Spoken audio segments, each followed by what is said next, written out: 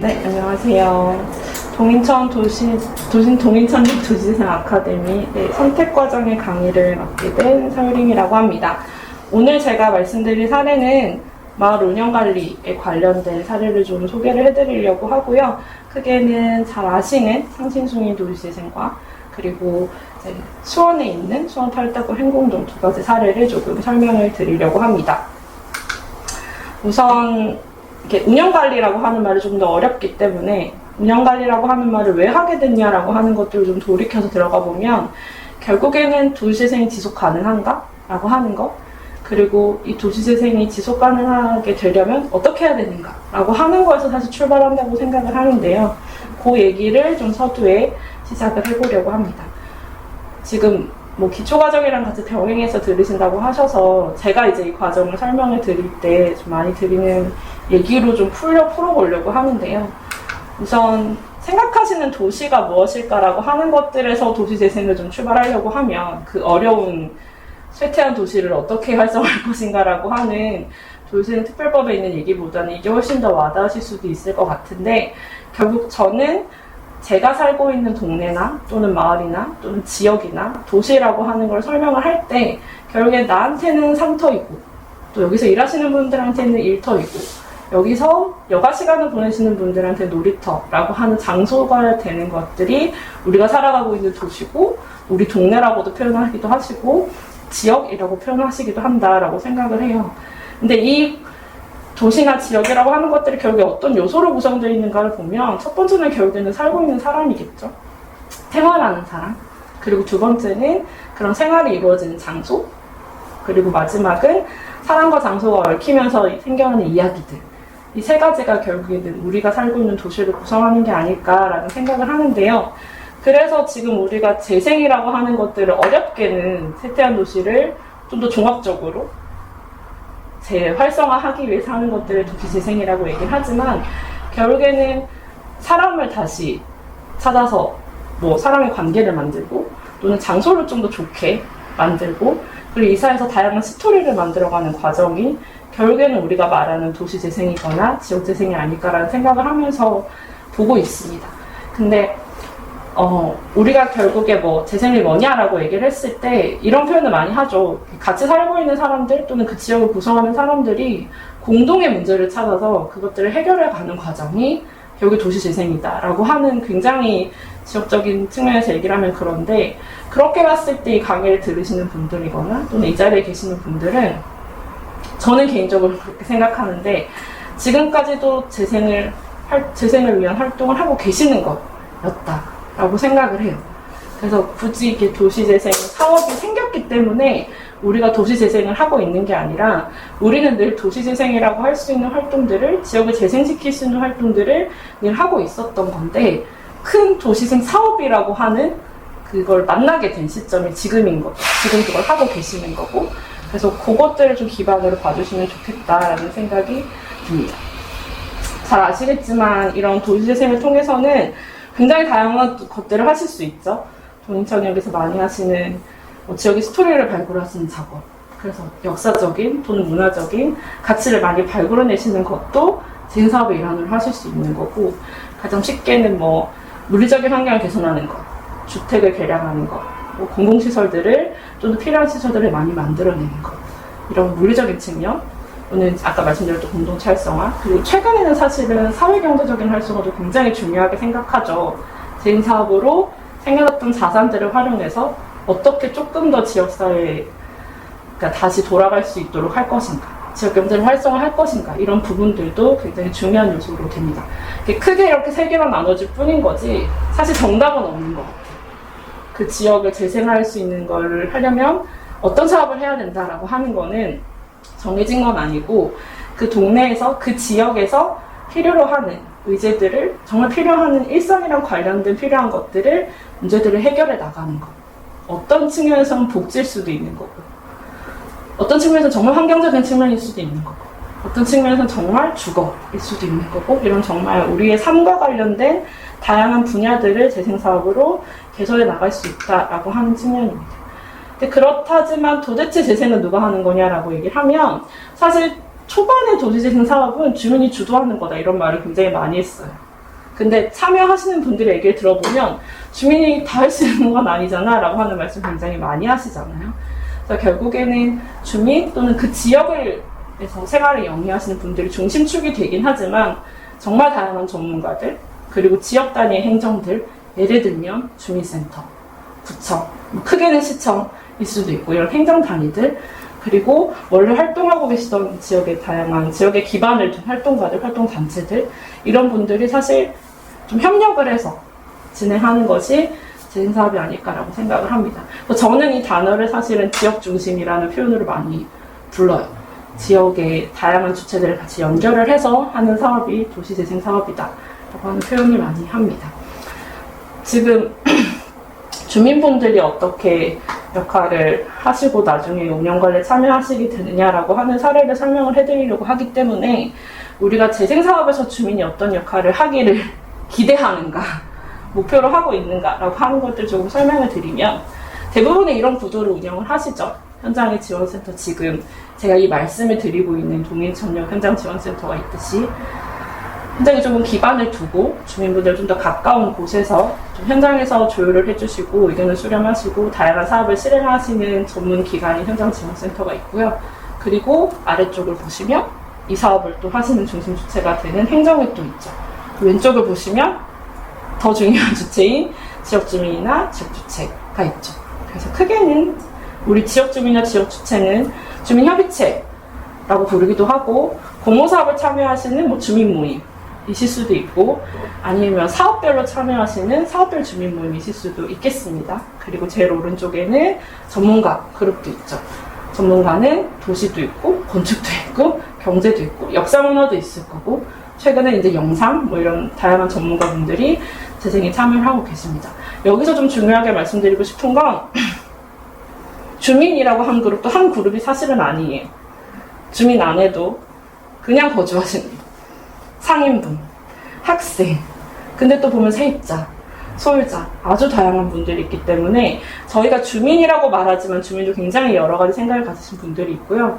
전문가도 만나보시면 아시겠지만 도시 하시는 분들, 건축하시는 분들, 경제 전문가, 문화 전문가, 다들 관점이 조금 다르시고 중요하다고 생각하는 가치가 굉장히 다릅니다. 마찬가지로 시구도 다 다르겠죠. 인천시와 동구는 좀 다를 수도 있고요. 그리고 현장지원센터도 한 팀이긴 하지만 각자 중요하다고 생각하시는 것들이 다를 수도 있습니다. 그래서 이렇게 크게는 전문가, 행정, 주민이 같이 하는 사업이라고 얘기를 하지만 그 안에서도 굉장히 다양한 주체들이 협의를 해나가면서 진행하는 것이 도시재생 사업이다 라고 하는 게 좀 말씀드리고 싶었던 거고요. 근데 우리는 아까 말씀드렸듯이 주민이 중심이 되고 다른 행정이나 전문가들이 전문적으로 지원하는 사업, 협업하는 사업, 이 도시재생이라고 생각하고 출발을 하잖아요. 그랬을 때 주민분들이 조금 더 참여하시고 조금 더 적극적으로 역할을 하실 수 있도록 지원해드리는 다양한 툴들이 있죠. 도시재생 사업에는 지금 많이 하시는 주민회의도 하실 거고, 단순히 회의가 아니고 워크숍 형식으로 아이디어를 계속 정리하실 수 있게끔 도와드리는 방식도 있고요. 그리고 저희 아까 여기 테이블에 많이 있던데 주민 공모 사업도 굉장히 많이 하시죠. 그리고 뭐 교육 프로그램도 하실 거고요. 그리고 뭐 재생 사업에 아주 큰 사업은 아니지만 좀 다양하게 주민 참여형을 하실 수 있는 여러 가지 사업들을 연계해서 하시는 사업들도 분명히 있을 겁니다. 그래서 이렇게 주민분들이 보다 적극적으로 참여하실 수 있도록 도와드리는 다양한 툴을 재생사업에서 마련을 해놓고 이것들을 좀 다양하게 접근하실 수 있도록 도와드리는 역할을 재생사업에서 많이 하고 있죠. 그럼 이런 것들을 통해서 주민분들은 마을의 과제나 의제들을 발굴하고 이것들을 어떻게 개선하면 좋을지 아이디어를 도출하시고 사업 아이템을 도출하시기도 하고 활동의 아이템을 도출하시기도 하죠. 그리고 이것들을 또 실행해 보십니다. 그죠? 그리고 적어도 도시재생 사업을 하는 기간 동안에는 이 실행을 하고 아이디어를 짜내고 하는 과정들을 조금씩 돌아서 반복해서 해보시면서 우리 지역에 굉장히 적합한 방법을 찾아내는 과정을 경험하시게 되는 것 같아요. 그리고 그것들을 굉장히 잘 하실 수 있게 재생사업에서는 이제 그런 방법들이나 그런 기회들이나 그런 여러 가지 방식을 고민을 하고 기획을 한다라고 이해를 하시면 좋을 것 같습니다. 근데 어쨌든 이렇게 한다라고 하는 건 주민분들이나 이 지역에서 활동하시는 주체분들은 지역성을 굉장히 잘 알고 계시고 그분들이 조금 더 주체성을 가지고 이 재생사업에 참여하실 수 있도록 하기 위함인 거죠. 그리고 이렇게 돼야지 좀 더 지속적으로 도시재생이 가능할 수 있다라고 하는 그 방향에서인데요. 우리가 지속가능한 도시재생을 꿈꾸면서 사실 생각하는 도시재생의 진행 과정이 있을 것 같아요.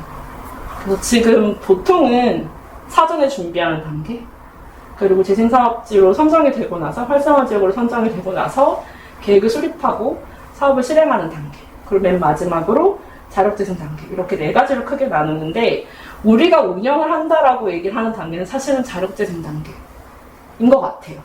근데 여기까지 가게 하기 위해서 사실은 사전 준비 단계부터 계획 수립하고 사업 실행하시는 단계에서 정말 주민분들을 도와주시는 많은 지역의 전문가분들도 경험을 하시는 과정이 일어나는 것 같습니다. 그래서 보통은 도시재생 예비 사업을 하시거나 소규모 도시재생을 준비하실 때도 뭐 주민모임 또는 주민협의체로 출발을 하시죠. 그리고 본격적으로 사업지로 선정이 되시고 나면 주민협의체라는 이름으로 활동을 하시기 시작합니다. 그리고 사업 실행 단계 조금 가고 나면 조금 더 의견을 모은다라고 하는 활동의 범주를 넘어서서 실제로 우리가 역할을 가지고 활동이라고 하는 것들을 해보겠다라고 하는 모임들이 생겨나게 되는 것 같아요. 그게 지금 뭐 센터에서 기획하시고 주민들이 정말 의지를 가지고 참여하시는 주민공무 사업에서 출발해서 생겨나시기도 하고, 또는 도시재생 사업 중에 본인이 관심이 있는 사업이 생겨서 거기를 참여하시면서 이런 활동을 난 앞으로 더 해볼 수 있겠구나 라고 하고 마음을 먹게 되시는 분들도 계시는 것 같습니다. 본격적으로는 조금 사업을 실행을 하면서부터 이런 활동을 좀 기반으로 하는 주민분들이 조금 더 많이 재생사업에 참여하시게 되는 그런 구조가 아닐까라는 생각이 들고요. 근데 최근에 유지사업은 사실은 계획 수립을 할 때 마을관리협동조합이라고 하는 운영조직에 대한 고민을 하기 시작하기 때문에 어떤 지역은 사전 준비 단계에서 마을관리협동조합이 나타나기도 하고요. 어떤 지역은 이미 선정되고 나서 계획 수립을 시작할 때부터 마을관리협동조합이 나타나기도 합니다. 근데 이건 뭐 정답이 있는 건 아니고, 이런 재생사업의 진행 과정에서 어떤 일들이 또는 어떤 과정들이 어떤 경험들을 하실 수 있느냐에 따라서 이런 모임의 성격들이 나타날 수 있다라고 하는 것들을 조금 설명을 드리고 싶었습니다. 어쨌든 이런 구조에서 목표로 우리가 하는 건 조금 더 단계적으로 주민의 참여가 확대됐으면 좋겠다. 근데 이 주민 참여 확대가 양적으로 확대되는 것도 분명히 있지만 목표로 하는 건 질적으로 확대되는 거죠. 이전에 하셨던 활동들도 분명히 있는데 그냥 뭔가 필요한 의제를 찾아내는 것, 그것들을 행정에 전달하는 것에서 끝나는 게 아니라 그것들을 조금 더 어떤 것들은 우리가 좀 해결을 해보고, 어떻게 보면 행정과 전문가의 파트너로서 활동하실 수 있는 주민분들이, 지역 주체들이 늘어났으면 좋겠다라고 하는 방향성을 조금 가지게 되고요. 그리고 그냥 막 생겨나는 게 아니라 이 동인천역 주변 지역에 가지는 지역의 특성들, 이 지역의 과제들, 이 기초로 하는 주민 모임들이나 지역의 활동 주체들이 많이 생겼으면 좋겠다라고 하는 게 두 번째일 것 같고요. 그래서 이 주체성과 이 지역의 특성을 기반으로 해야지 조금 더 지속적으로 지역에서 활동하실 수 있는데 분들이 늘어나야 지속가능한 재생이 될 수 있겠다라고 하는 방향성을 가지는 것 같아요. 그래서 아까 지속가능한 재생은 사실은 환경적으로 지속가능한 재생이 있고요. 경제적으로도 지속가능한 재생이 있고 사회적으로도 지속가능한 재생이 있는데, 사실 제가 설명드리는 주민 참여에 관련된 부분은 사회적으로 지속가능한 재생이라고 말씀드릴 수 있을 것 같아요. 그런 측면에서 말씀을 드리고 싶었습니다. 그래서 결국에는 운영 단계에서 지속할 수 있는 주체가 생기느냐 생기지 않느냐라는 걸 얘기를 할 때, 지금은 사실은 뭐 주민협의체가 협의체로서 끝까지 가는 이런 재생사업도 있긴 하지만, 결국에는 좀 지속적으로 활동할 수 있는 사업이나 활동의 아이템들 또는 사업을 가지고 사회적 경제 주체로 넘어가는 것들이 좀 최근엔 좀 더 많은 것 같아요. 그래서 뭐 아까 말씀드렸던 그냥 분야가 정해져 있지 않은 게 아니라 조금 지역에서 필요로 하는 삶과 관련된 것들, 일자리, 주거환경, 복지 교육 이런 다양한 이슈들로 지역에서 필요한 의제들을 발굴을 하고 그것들을 할 수 있는 사회적 경제 주체들을 재생사업에서 조금씩 많이 육성하려고 하는 방향을 보이고 있죠. 그래서 뭐 말기업을 만드시기도 하고 그리고 사회적 협동조합이나 협동조합을 구성하시기도 하고 그런 일들이 사실 최근이 아니라 재생사업을 한 초기서부터 이런 움직임들이 굉장히 많았던 것 같습니다. 근데 지금 국토부에서 많이 했던 거는 마을관리협동조합이라고 하는 국토부형 사회적 경제 조직이라고 보시면 될 것 같은데요. 그 전에는 그냥 협동조합이거나 사회적 협동조합이거나 또는 서울시 같은 경우는 CRC라고 하는 이름으로 사회적 경제 조직을 육성을 했었어요. 근데 이제 그거랑 국토부의 마을관리협동조합이 조금 더 다른 것들은 어쨌든 재생사업을 통해서는 공공의 기능을 하는 건물 또는 공공 서비스들이 굉장히 많이 생겨나잖아요. 예를 들면 복지 서비스일 수도 있고요. 주차장, 좀 많이 생기는 어울림센터, 이런 복지 기능이 복합된 시설들, 이런 것들이 많이 생기는데 그런 공공 서비스들을 잘 수행할 수 있도록 마을 관리의 역할을 하는 주체들을 양성을 하고 육성을 하고 주체들이 좀 더 그런 일을 해볼 수 있도록 행정이나 전문가가 적극적으로 지원하는 형태를 가진 사회적 경제 주체라고 보시면 될 것 같고요. 수가 굉장히 늘었어요. 제가 알기로는 100개 단위가 넘어가는 걸로 지금 알고 있는데 굉장히 많은 마을관리협동조합이 현재 각 지자체에서 재생사업을 함과 동시에 출발을 하고 있고요. 그리고 꽤 많은 숫자들이 이제 재생사업이 끝나더라도 건물에 대한 운영권을 받거나 주차장에 대한 운영권을 받아서 그런 공적인 역할을 수행하시는 것들을 시작을 한 상태입니다. 그래서 몇 가지 요거에 대해서 간단하게 운영에 대해서 설명을 드리면 시흥시 마을관리기업 같은 경우는 마을관리협동조합은 아니에요. 그건 아닌데 시흥시가 이제 세계소에서 시범사업으로 추진하던 사업이에요. 2019년도부터. 그래서 기본적으로는 집수리 공구대여를 기본적으로 넣고 그거 이외에 그 지역에서 필요한 공공 서비스들을 이 마을관리 기업이 할 수 있도록 위탁하는 형태로. 그래서 가로 청소라던가 공공 가로를 하는 청소 용역 같은 것들을 수행을 하신다던가 아니면 뭐 주차장 관리 아니면 불법 광고물들을 정리하는 것들 이런 정말 공적인 일들을 할 수 있는 마을관리 기업을 육성을 하고 지원을 했던 거죠. 그래서 이런 마을관리 기업들은 지역에 있는 어르신들 중에서 일자리가 필요하신 분들을 고용을 해서 뭐 8시간 이렇게는 아니고 하루에 4시간, 하루에 6시간 이런 식으로 조금 더 지역에서 일자리를 마련하려고 하는 그런 일들을 실제로 수행을 하시긴 하셨고요. 이 사업은 사실은 시흥시가 굉장히 적극적으로 공공사업을 위탁한 사업이에요. 물론 조금 더 잘할 수 있는 전문적인 기업들이 그동안에 수행했던 전문적인 기업들이 있지만 그래도 지역에 대한 관리의 영역을 지역 주체가 조금 더 적극성을 가지고 할 수 있도록 공적인 사업을 위탁을 줘서 이 마을관리 기업이 해볼 수 있게 기회의 장을 많이 열었고 실제로 그 기회의 장을 경험을 하시면서 주민분들이 보다 지역에서 큰 역할을 하실 수 있게 된 거죠. 처음에는 정말 공구대여만 하시다가 지금은 100명이 넘는 어르신들의 일자리를 만들어가는 그런 굉장히 큰 역할을 하는 마을관리 기업이 생기기도 했고요. 그리고 배다리 마을 이름이 똑같죠. 네, 배다리 마을 관리 사회적 협동조합인데 고양시에 있어요. 네, 그래서 여기는 이제 유지사업 하시면서 만들게 된 사회적 협동조합이고 여기는 마을관리 사회적 협동조합입니다. 그래서 뭐 흔히 일반적으로 하시는 뭐 마을 카페라던가 이런 시설들을 운영하시는 것도 하지만 여기 빌라들에 대한 청소, 관리, 가로 청소, 관리 이런 역할도 하고 계세요. 특히 지난 몇 년간 코로나 때문에 우리가 굉장히 필요한 역할이었잖아요. 그런 것들을 좀 지역사회에서 좀 단단히 위치를 잡으실 수 있게 하는 역할을 좀 자리매김하실 수 있게 하는 그런 사업 테마를 좀 잡으셔서 처음에 앵커 시설이 좀 되기 전부터도 이미 마을관리 사업으로 집수리 소독 방역 사업은 하셨었고 네, 요거를 먼저 출발을 하셨었고요. 이제 유지 사업이 좀 이제 마무리되게 되면서 마을 카페나 이런 것들이 생기면 마을 공동체 사업도 하시게 되는 그런 과정에 이르시게 됩니다. 한번 검색을 해보시면 꽤 수익이 나시는 걸로 네, 그렇게 되어 있으시더라고요. 근데 이런 것들이 이제 우리가 재생사업을 하면서 생겨났던 자산이나 그것들 관리를 어떻게 할 것인가, 또는 그 필요한 공적인 역할들을 어떻게 할 것인가를 고민해 가면서 지역의 지속 가능한 활동을 고민했던 한 축이라고 보시면 될 것 같아요. 그래서 조금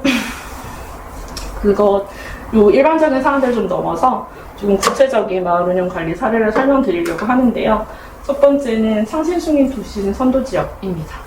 그래서 네, 도시진 사업과 창신승인 도시진 협동조합, 서울시에서는 CRC라고 부르는데요. 요것들에 대한 관계에 대한 것들을 설명을 조금 드리도록 하겠습니다. 그래서 이걸 설명드리려고 하면 창신승인 지역이 이제 어떤 지역이냐라고 하는 걸 설명드려야 되는데, 혹시 동인천역은 면적이 얼마나 되실까요? 사업지역의 면적. 행정동으로는 몇 개 동이시죠? 3개 동. 네. 창신승인 같은 경우는 83만이에요, 면적이. 행정동으로 4개 동이었어요. 근데 일반 근린형 사업이었고요. 굉장히 말도 안 되게 넓은 지역이었습니다. 이 시기에 지정됐던 사업지 이후에 일반 근린형이 이 정도 사이즈의 사업지는 없어요. 네, 여기보다 큰 데가 한 군데 있는데 서울에 성수동 도시생 사업이라고 거기가 더 크고요. 네, 그 다음으로 이제 큰 지역입니다. 그래서 원래 이제 선도지역 사업으로 지정이 됐기 때문에 일반 근린형 사업 중에서는 200억이라고 하는 마지막 사업비로 진행을 했던 사업이고요. 뒤에 잠깐 더 말씀드리겠지만 실제 사업비는 1000억 정도 가까이 되는 좀 큰 사이즈 사업이었습니다. 그리고 뉴타운 해제 지역입니다. 네. 2014년 8월 뉴타운이 해제가 됐고요. 그리고 그거에 채 1년도 지나지 않아서 2014년도 5월에 선도지역으로 선정이 돼서 바로 도시재생 사업을 진행을 했던 지역이라고 설명을 드릴 수가 있을 것 같아요. 그래서 그 지역의 특성을 조금 3가지 정도로 설명을 드리면, 첫 번째는 뉴타운 해제 지역이기 때문에 주거 환경이 굉장히 열악한 지역이었습니다. 두 번째는 동대문 바로 옆에 있는 지역이에요. 그래서 동대문에서 어떤 옷을 만들어주세요라고 디자이너가 발주를 하면 이 동네를 한 바퀴 쫙 돌아서 그 다음날 옷이 나오는 그런 지역이라서 그 동대문 패션의 배후지라고 설명을 하실 수 있는 지역이에요. 그래서 그렇지만 봉사산업 자체가 생산을 하는 사업이고 생산산업 자체가 쇠퇴를 하고 있기 때문에 경제산업의 쇠퇴화라고 하는 과제를 가지고 있는 지역이기도 하고요. 세 번째는 성곽마을이에요. 그래서 아까 잠깐 지도를 보시면 이 창신 1동 경계로 성곽에 위치를 하고 있고요. 그래서 창신 2동 경계. 그래서 창신 2동은 성곽마을이라고 구분이 되기도 합니다. 그래서 성곽이 있다라고 하는 건 굉장히 많은 역사문화 자원이 있는 곳이었고요. 그리고 마지막으로 설명드릴 거는 아마 지금 동인천으로도 비슷하시겠지만 굉장히 많은 공동체 활동하시는 분들이 많으셨어요. 그게 사실은 선도지역으로 선정될 수 있던 배경의 가장 큰 축이기도 합니다. 뭐 어릴 때 예를 들어서 종로구에 11개의 지역아동센터가 있으면 그 중에 9개 정도가 창신동에 있는, 창신승인 지역에 있는, 그래서 그걸 기반으로 출발하셨던 활동가들이 지역에 많이 계셨고, 그러면서 이제 그걸 기반으로 뭐 지역아동센터 또는 지역의 라디오, 지역의 문화예술 활동가들 이런 분들이 굉장히 많이 계셨던 지역이었고, 그게 힘이 돼서 여기는 재생사업을 할 수 있겠다 라고 하는 취지로 선정이 됐던 지역입니다. 아까 말씀드렸던 3가지 그런 지역의 특성에 따라서 사업 목표가 정해졌어요. 그래서 주거환경을 개선하고 봉제산업을 재생을 하고 관광 자원화를 하는, 이렇게 3가지고요. 여기서 제일 의아하다고 생각할 수도 있는데 관광 자원화는 사실 저희 주민분들은 그닥 좋아하시지 않는 테마기는 했어요. 성곽을 긴 거로 여기가 창신 이동이면 이쪽은 이화마을이었거든요. 이화마을이 주거지 관광화로 그래도 피해를 입으신 분들이 많았기 때문에 이 우리 동네가 관광지화 되는 것들은 별로 좋아하지 않으셨어요. 그래서 사업 내용을 보시면 역사 자원을 관리하고 주민분들의 예술문화 활동을 장려하고 지역에 어떤 것들이 있는지 주민들이 좀 더 아실 수 있는 지역 명소화라고 생각하시면 될 것 같아요. 그래서 외부인이 알게 하는 것이라기보다는 주민분들이 우리 동네에 어떤 자원들이 있는지를 잘 아시고 이것들을 잘 활용하실 수 있는 그런 사업들 위주로 배치되었다고 보시면 될 것 같습니다. 그래서 그것들을 기반으로 총 사업이 이렇게 구성이 되어 있어요. 마중물 사업이 있고요. 그리고 저희가 이제 마중물 사업만 하는 건 아니니까 지자체에서 협력하시는 사업, 중앙부처 협력 사업, 민간 협력 사업 이렇게 4가지 틀로 구분이 되어 있고요. 그리고 마중물 사업은 아까 보셨던 3개의 테마와 이것들을 할 수 있게 하는 주민 역량 강화 사업으로 구분이 돼서 12개 단위 사업으로 진행이 됐습니다. 그리고 오른쪽에 보시면 지자체 협력 사업 중에서는 되게 예산이 크죠. 저 사업이. 네, 근데 가장 예산이 큰 건 노후 하수도, 노후 상수도 정비가 진짜 컸고요. 네. 그래서 뭐 상생중인이 사실은 재생 사업이 건물만 짓는 사업이냐라고 얘기를 되게 많이 하시잖아요. 근데 결국에는 눈에 보이지는 않지만 지역의 기반 시설까지를 같이 고쳐나가는 사업이라고 생각을 해주시면 좋을 것 같습니다. 이렇게 해서 1,000억 가까이 드는 예산이 지출이 됐던 사업입니다. 그리고 실제로 실행을 할 때는 길 사업이냐, 프로그램 사업이냐, 거점 중립 사업이냐를 구분해서 진행을 했었어요. 그래서 어떻게 이건 사실 이렇게 구분하게 된 거는 길 사업 때문이었는데, 이 길은 지하가 있고, 길의 표면이 있고, 길 위에 설치되는 것들이 있잖아요. 근데 이게 다 사업별로 쪼개져 있는 거예요. 그러니까 지하 사업만 있는 건 아니고, 어떤 사업할 때 얘도 있고, 얘도 있고, 얘도 있고. 골목길 사업해야 되는데 위에도 있고, 아래도 있고, 지하도 있고. 이랬던 거죠. 그래서 조금 이것들 순서를 정하지 않으면 예산이 정말 중복투여될 수도 있겠구나라고 하는 그런 우려 때문에 길사업기는 좀 묶어서 관련 부서들끼리 협의를 하면서 진행을 했었고, 프로그램 사업은 프로그램 사업들, 거점 사업은 거점 사업들, 그 좀 나눠서 실제 사업을 진행을 했었습니다.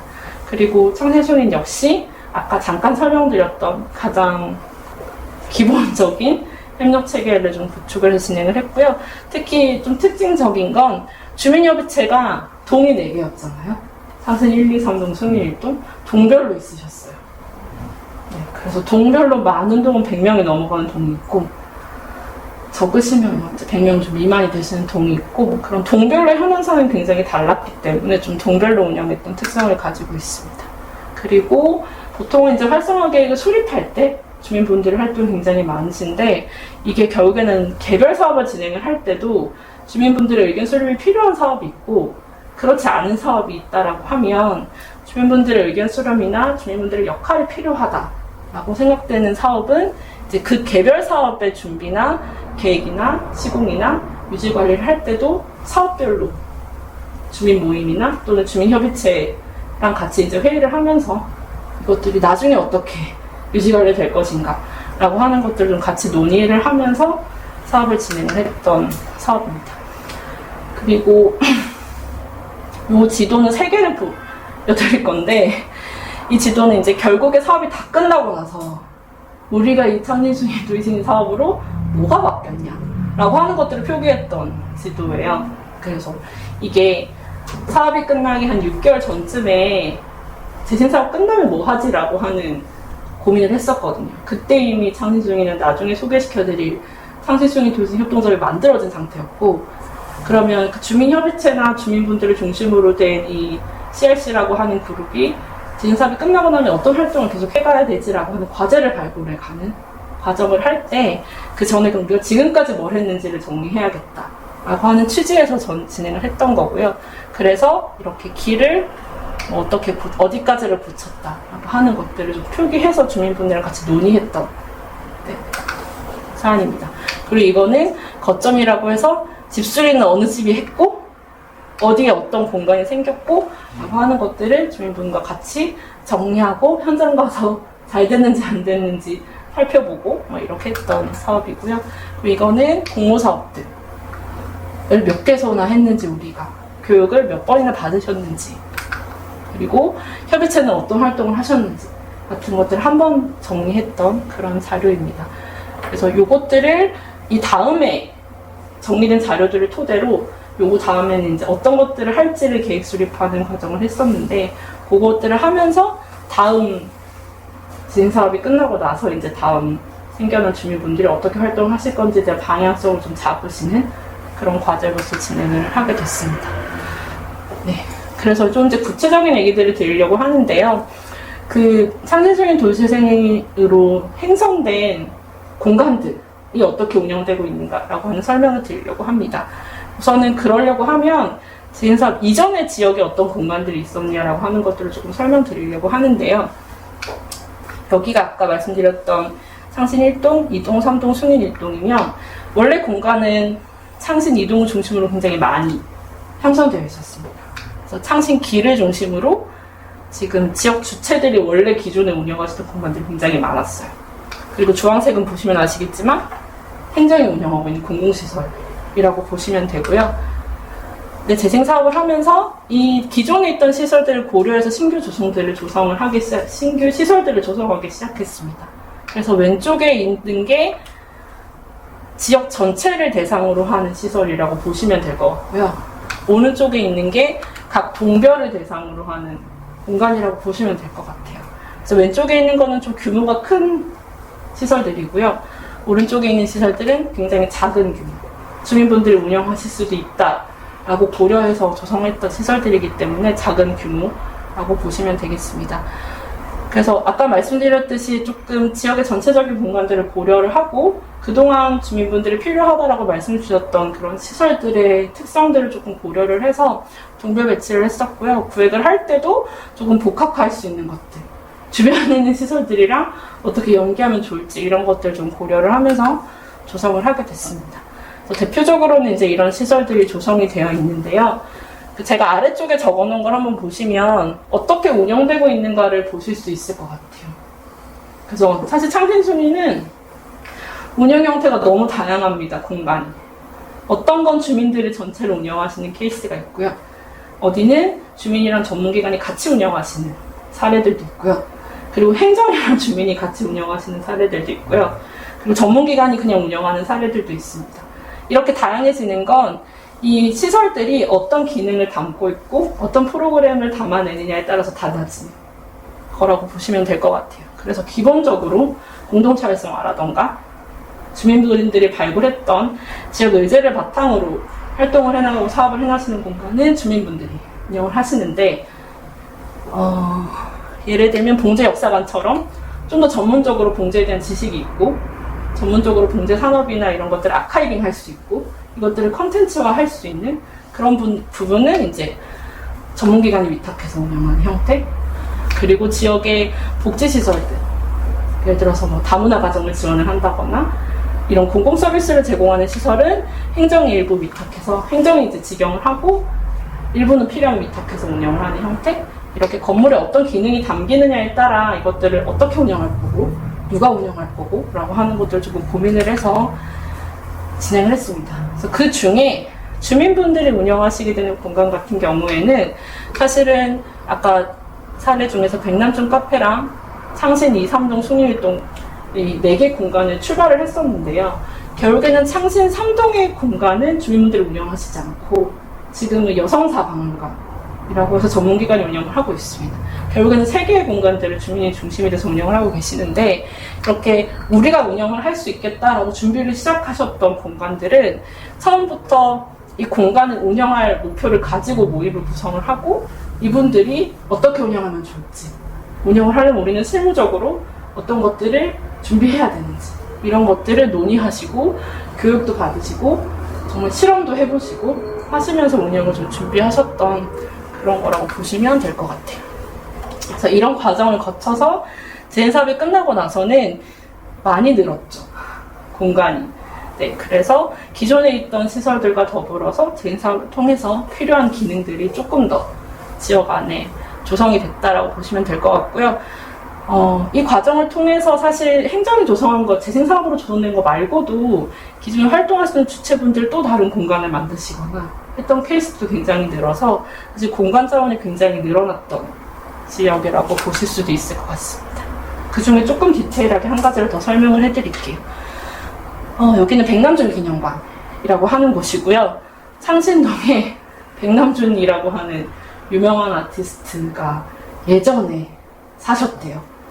그것들을 이제 누가 서울역사박물관에서 기초조사를 굉장히 많이 해서 사단에서 이제 자료화했던 것들을 근간으로 시작하게 된 건데요. 여기가 창신 1동, 창신동 237번지, 197번지 일대예요. 지금 197-1부터 몇 가지 있겠죠? 근데 그 197번지 전체 땅이 이 집의 땅이었던 거죠. 근데 그게 분할이 돼서 도시형 한옥이 생겼다가 도시형 한옥이 철거되면 다시 빌라가 생겼다. 이런 데라서 저희가 그걸 역사적인 자료 조사를 했을 때 197번지 일대 남은 한옥 중에 일부를 매입을 해서 백남준 기념관을 만들면 좋겠다 라고 하는 취지로 시작을 했던 거고요. 제가 말씀드리는 이렇게 했으면 좋겠다라고 하는 거는 주민협의체에서 나온 의견이셨습니다. 그래서 재생사업을 하면서 백남준이라고 하는 굉장히 유명한 작가가 창신동에 살았다더라 라고 하는 것들을 이제 찾아낸 것들을 주민협의체한테 발표하는 시간이 있었고, 그것들을 들으신 주민분들이 굉장히 중요한 자산이라고 생각을 하셨고, 이걸 활용해서 재생사업을 하면 좋겠다 라고 하는 의견에 개진하시게 되면서, 그러면 백남준 기념관이라고 하는 카페를 만들어보자, 기념관이라고 하는 걸 만들어보자 라고 하는 취지를 시작을 해서 굉장히 적극적으로 주민협의체가 활동을 하셨어요. 장소를 찾을 때부터 여기를 하면 좋겠다 이런 거부터 의견을 주셨었고요. 원래는 이런 능이버섯 백숙집이었어요. 네, 이런 것들 중에서 이 집을 하면 좋겠다고 위치상으로 좋아서 협의를 해서 매입을 하게 됐고요. 지금은 안에는 이렇게 백남준 기념관이 있고, 지금 보여드린 사진이 이 정도의 백남준 기념관이고요. 바깥쪽이 이제 주민들이 운영하시는 카페입니다. 그래서 이건 사실 원래는 다 백남준 기념관이 될 뻔했었어요.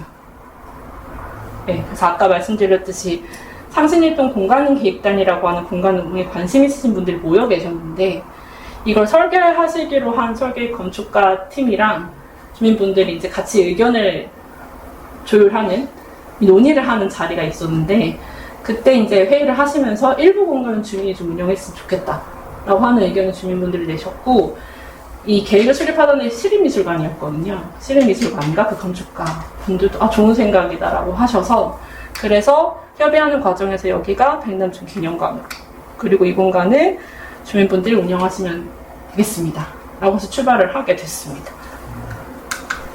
그래서 주민분들이 운영을 하시는 공간으로 개념이 잡혔기 때문에 이 건물 자체를 계획하고 조성하는 과정과 시기를 맞춰서 주민분들도 이제 기초교육 받으시고 카페를 하시겠다고 마음을 먹으셨기 때문에 바리스타 교육도 받으시고, 그리고 뭐 이렇게 라떼아트 이런 거 배우시고 운영계획서도 작성하시고, 이런 과정을 통해서, 그리고 다른 카페도 빌려가지고 1일차 집 같은 것도 해보시고 머신도 실제 사용해보시고, 이런 과정을 통해서 2017년도 3월에 이 준공이 돼서 오픈이 될 때 이 창신일동 공간계획도 같이 카페 영업을 시작하시게 됩니다.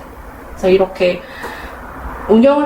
지역에서 운영을 하시겠다라고 생각이 됐을 때 사실 이 건물을 계획하는 과정에서 오픈과 동시에 준비하실 수 있도록 같이 호흡을 맞춰가는 것들이 굉장히 중요했던 것 같아요.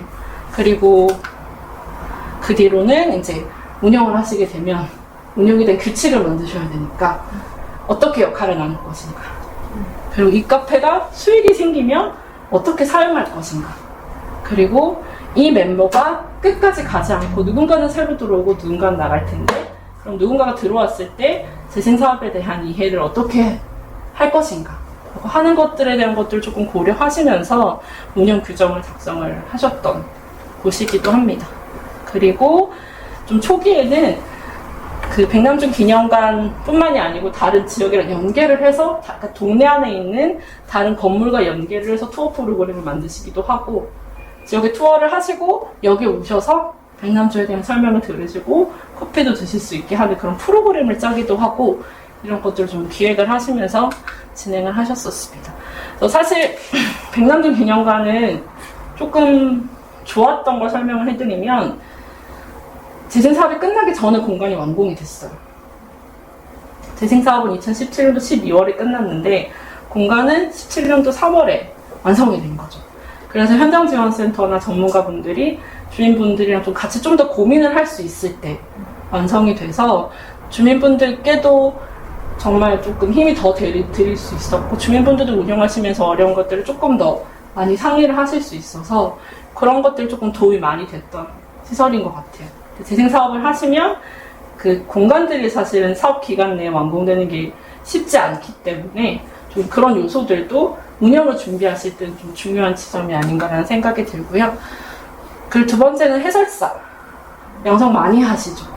요즘 이제 주민분들도 해설에 많이 관심을 가지시고, 특히 도민천역 같은 경우는 워낙에 자원이 많기 때문에 좀 더 많이 관심이 있으실 거라고 생각이 드는데, 상신순인 지역 같은 경우도 교육 프로그램 중에서 해설사 양성과정이라는 걸 진행을 하게 됐고, 센터가 했던 어떤 프로그램 중에서도 주민분들의 반응이 제일 좋았던 교육 프로그램이었어요.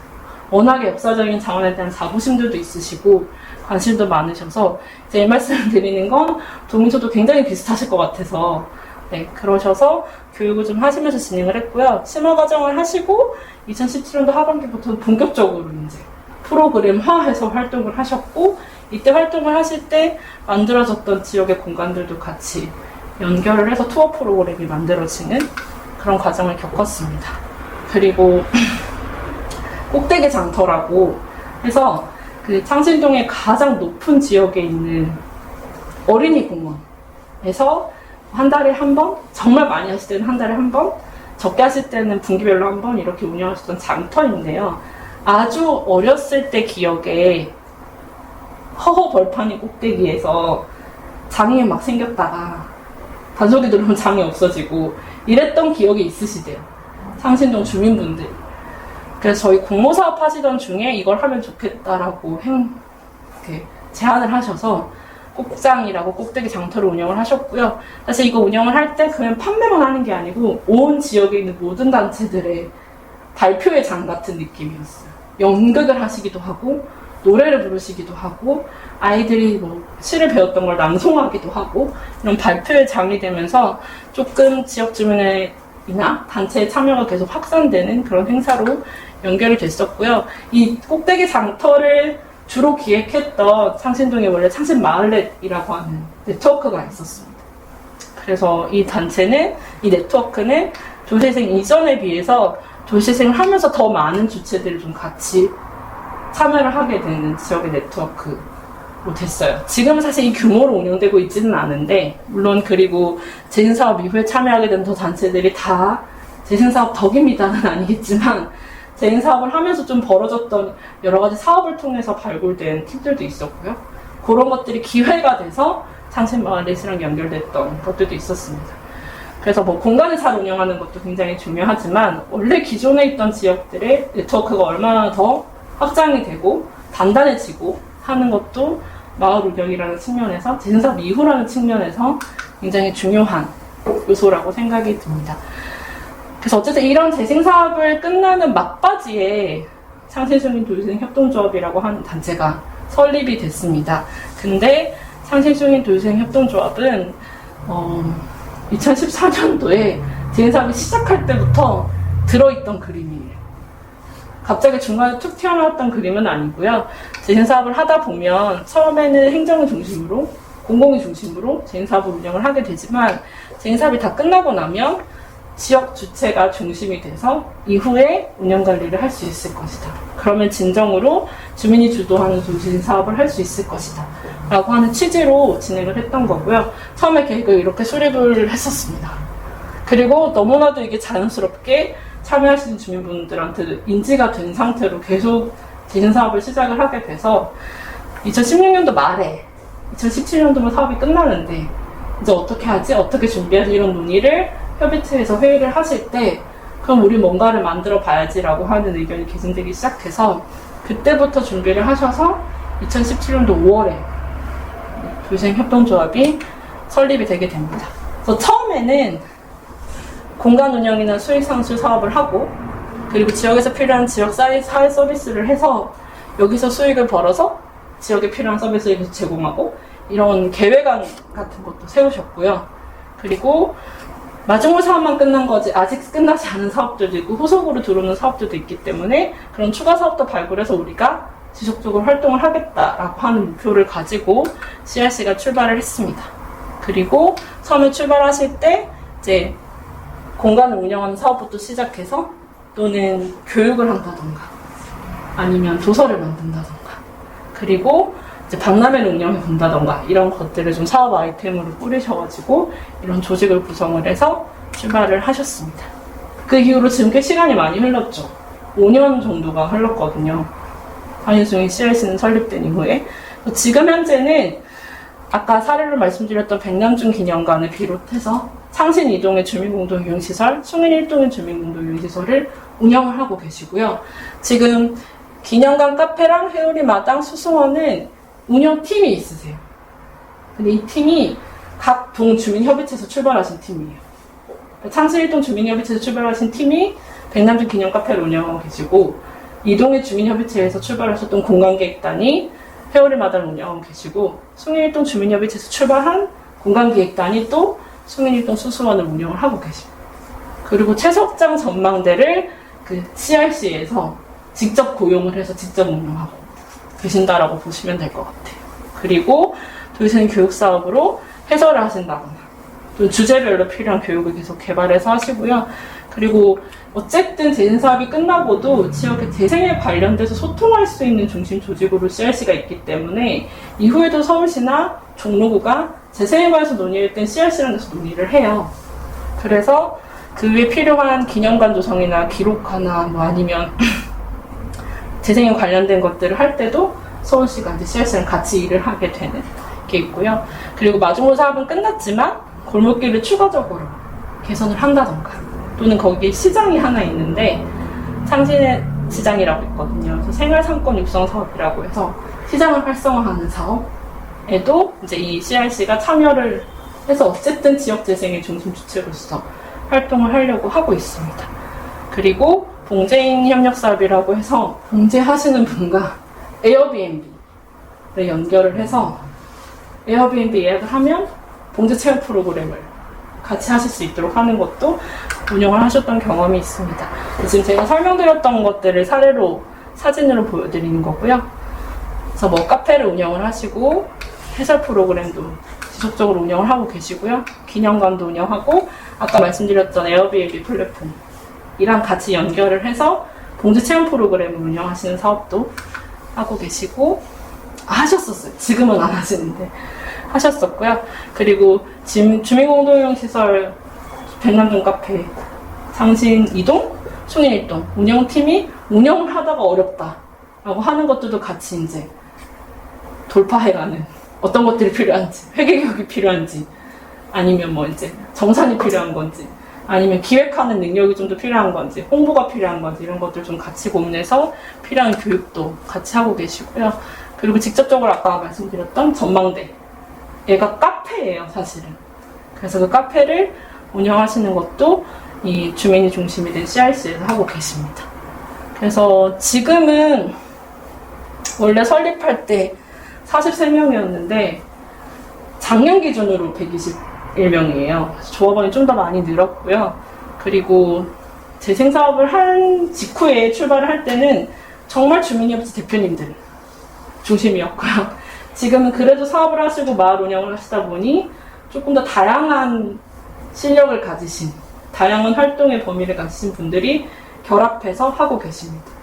그리고 이사진 같은 경우도 변했어요. 원래는 주민협의체 대표님이 이제 이사를 하시다가 오랜 시간 해주시면서 주민협의체 대표님은 아니고 주민협의체 중에서 이제 좀 실무를 하셨던 분이 이사장으로 되셨다가 이제 정말 오랜 시간 하시면서 아까 말씀드렸던 주민협의체 활동을 안 하셨지만 능력 있으신 분들 계속 영입해 주시고 이런 역할을 크게 해주시다가 실제 정말 일할 수 있는 사람 했으면 좋겠다 라고 하시면서 또 이사장이 바뀌시기도 하시고 이런 아주 운영을 하면서 자연스러운 변화를 막고 있는 것 같습니다. 그래서 이런 과정을 통해서 사업이 늘기도 하고 사업이 지역화되기도 하지만 조금 조합 자체의 조직들도 이제 예전에 의견 수렴을 하거나 재생 사업만 논의하던 이런 조직에서 조금 더 벗어나서 정말 지역 활동을 할 수 있는 조직으로서 좀 그 구성이 바뀌고 있는 모습을 보실 수 있다라고 말씀드릴 수가 있을 것 같습니다. 두 번째로 소개해드릴 지역은 수원시 팔달구 행궁동이고요. 행궁동은 지역 내 다양한 주체들이 지역을 어떻게 운영을 하고 운영을 하기 위해서 논의를 해가는지 그 네트워크 힘에 대해서 좀 설명을 드리고자 합니다. 행궁동 잘 아실 수도 있을 것 같아요. 수원시가 굉장히 큰데 그 중에 잘 아시는 화성, 수원 화성, 그리고 화성 행궁은 다 들어보셨을 것 같은데 그 수원 화성으로 둘러싸인 동입니다. 네, 그리고 행궁이 있어서 행궁동이라고 불리는 지역이고요. 잘 아시겠지만 화성이 지금 문화유산이 시점이잖아요. 네, 그래서 이 문화재가 굉장히 좀 더 중요하게 생각되는 시점의 문화유산으로 등재가 되면서 사실 안에 있는 주거지는 이 문화재 때문에 제약이 굉장히 많이 받았어요. 예를 들면 성곽 높이 이상으로는 주택을 신축할 수 없고, 얘가 더 중요하기 때문에 주거지는 좀 더 중요하지 않고, 이런 것들을 좀 오랫동안 됐었고요. 그러다가 2000년도에 이르러서는 조금 그 수원 화성발전위원회라는 걸 구성을 해서 그래도 좀 이제 이 주민들을 좀 생각을 하고, 문화재 중심으로 지금 모든 도시계획이 되어 있는데 그것들이 아니라 실제 거주하시는 분들을 중심으로 거주 환경을 좀 바꿔나갈 수 있는 것들이 필요하지 않냐라고 하는 방향으로 좀 전환을 하게 됩니다. 그래서 그때 시작된 게 마을 르네상스라고 하는 개념이 시작되게 되고요. 저희가 흔히 이제 뭐 마을 만들기 센터라고 표현을 하는데, 수원은 마을 르네상스 센터라고 하는 조직들도 그때 생기고, 그러면서 마을 르네상스 사업을 엄청 하게 되는 게 됩니다. 그 전에 이제 행궁동에 마을조사 및 예비 마을계획이라는 걸 수립해서 행궁동 단위로 어떤 자원들이 있고, 어떤 문제가 있고, 어떤 과제가 있고, 그러면 이제 앞으로 어떻게 행궁동을 이제 개선을 해가야 될 것인가, 조금 더 재생을 할 것인가라고 하는 계획을 수립하는 과정을 거치게 되고요.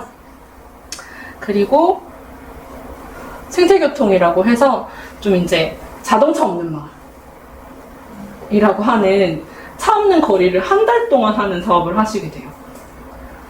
근데 이제 이 사업 내용만 들으셔도 얼마나 주민 참여가 필요한 사업인지 아시겠죠. 단순히 차를 빼세요 이런 정도로 되는 건 아니기 때문에 행궁동에서 있었던 수많은 도시행 사업 중에서, 재생의 성격을 가진 사업 중에서 굉장히 주민 참여가 활발하게 일어났던 사업입니다. 그래서 실제로 이제 뭐 비상 차량이 대신에 이동할 수 있는 대체 이동 수단이 지역 안을 돌아다니기도 하고, 주민분들은 차 없는 거리를 이제 만들어 갈 수 있는 뭐 차를 이동하는 활동이라든지, 또는 그 거리에서 다양한 문화예술 활동을 일으키시기도 하고, 이런 작업들이 함께 이루어지게 됩니다. 그리고 이 과정을 통해서 굉장히 이 많은 자원들이 또 행궁동 안에 생겨요.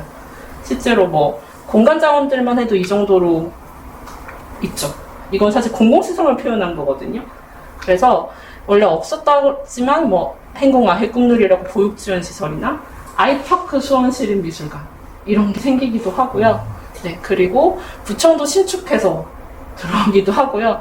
이런 식으로 이런 행궁도 재생계획에 그냥 뭐 주민들의 활동뿐만이 아니고 이런 필요하다라고 얘기하셨던 다양한 시설들도 행궁동에 생기면서 굉장히 큰 자원의 변화가 일어나게 됩니다.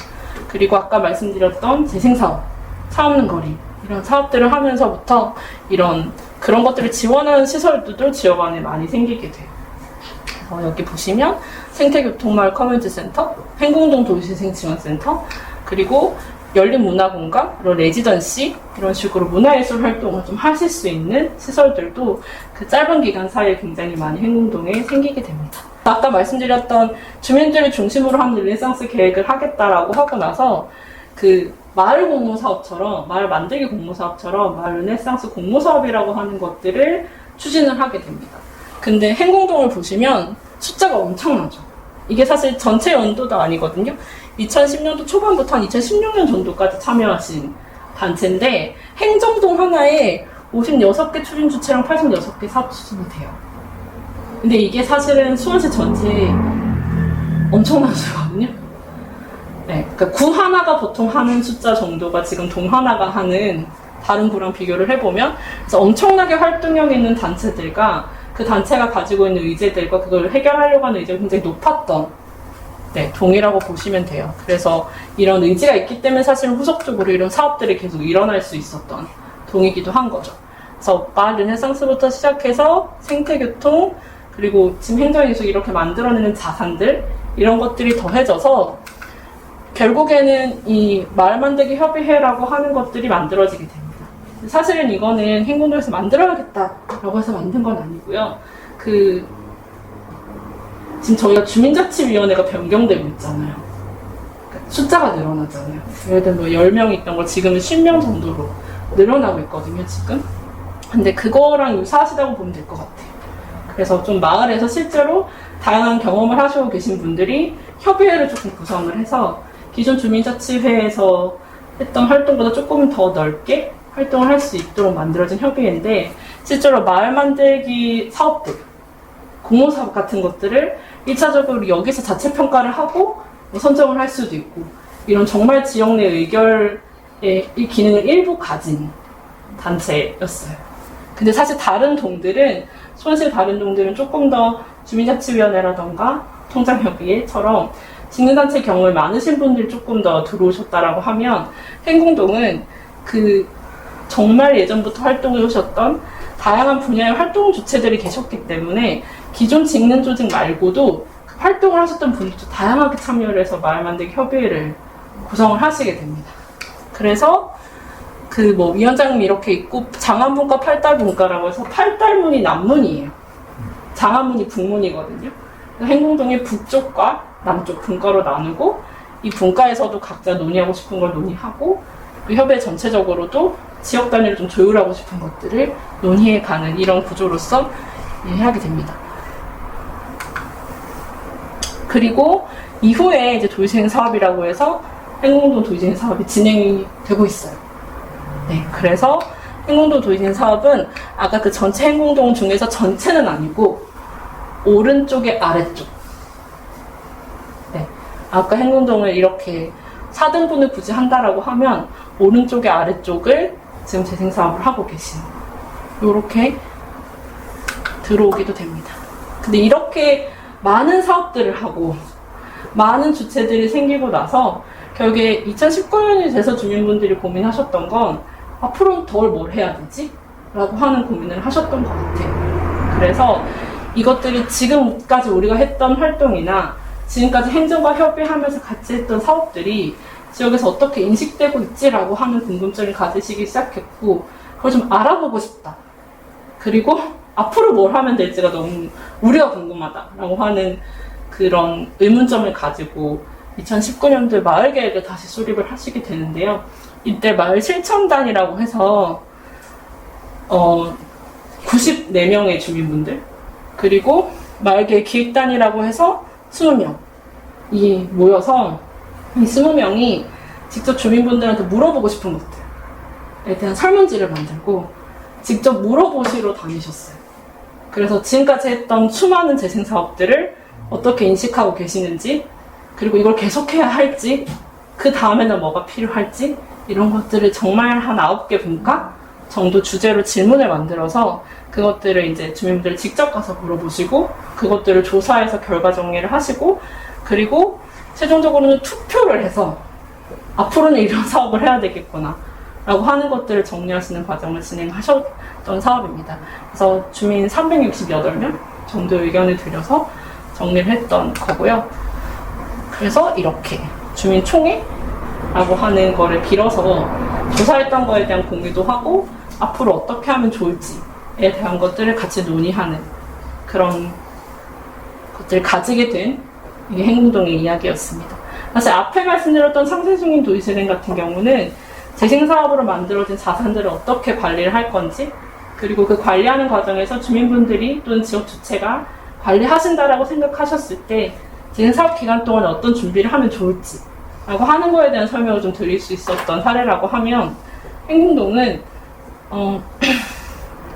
사업 자체를 잘 운영하는 것도 좋긴 하지만 재생 사업으로 만들어진 이 수많은 주민 주체들이 나중에 어떻게 협의를 하고 같이 네트워크를 만들어 가면서 논의를 할 수 있는 건강한 의사소통 체계를 만들어 가느냐라고 하는 것도 마을 운영 관리라는 측면에서 굉장히 중요한 지점이 아닐까라는 생각이 들어서 말씀을 드리게 됐습니다. 제가 많지는 않지만 그 재생 사업 이후에 남겨진 주민분들이랑 말씀을 많이 나누게 되면 이 지역이랑 자기 본인들도 지역 주체이신데 지역의 다른 분들과 소통하시는 게 되게 어렵다는 말씀을 많이 하시거든요.